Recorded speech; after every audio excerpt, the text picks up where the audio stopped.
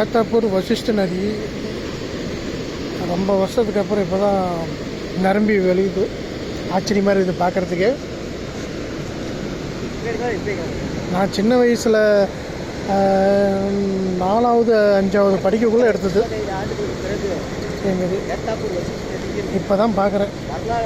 நல்லா அழகாக இருக்குது பார்க்குறதுக்கு. ஆனைமடு டேமு பேலூர்கிட்ட டேம் திறந்ததுனால எவ்வளோ தண்ணி வருது. இன்னும் பாப்பநாயக்கன்பட்டி டேமு திறந்துட்டாங்களா என்னன்னு தெரியல. அதை கேட்டு நான் அடுத்த வீடியோவில் சொல்கிறேன். தயவு செய்து வீடியோவை சப்ஸ்கிரைப் பண்ணுங்கள், கமெண்ட் பண்ணுங்கள், லைக் பண்ணுங்கள், இது பண்ணுங்கள். தேங்க்யூ.